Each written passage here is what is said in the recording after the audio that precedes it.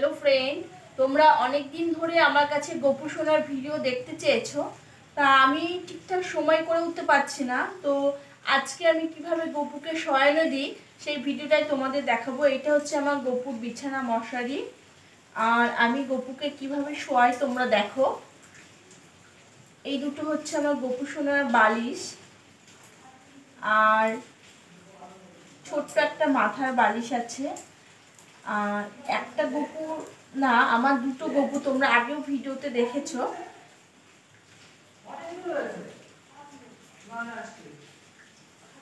এখানে আমার দেখো বড় গপু সোনাটাকে এনেছি, আর আবার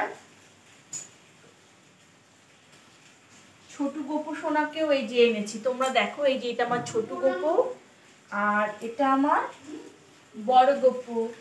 দুটোই গপু, সোনা গপু।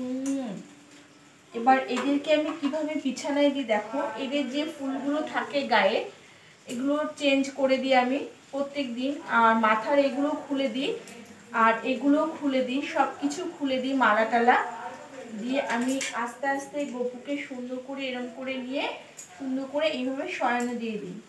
আবার ছোট বড় গপুটাকে দেখো, এগুলো পাল্টে ফেলে দিলাম সব।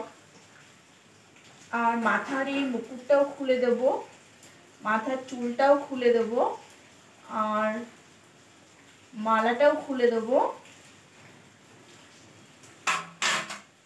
হয়ে গেল গপু। এবার একে আমি আজকে যেহেতু খুব বৃষ্টি পড়ছে বাইরে, তাই আমি আর ড্রেসটা খুলবো না। যেদিনকে ভীষণ গরম পড়ে সেদিন আমি গপুর জামা খুলে দিই। আজকে কিন্তু খুব গরম নেই, খুব বৃষ্টি হচ্ছে, তাই আমি এইভাবে গপুকে শুয়ে দিচ্ছি। আর খুব তাড়াতাড়ি শুয়ে দেবো, যেহেতু অনেকটাই রাত হতে গেল, 8টা বাজে। তো এইভাবে দেখো আমি আমার সোনা গপুকে ঘুম পাড়িয়ে দিয়েছি, শয়ানো দিয়েছি।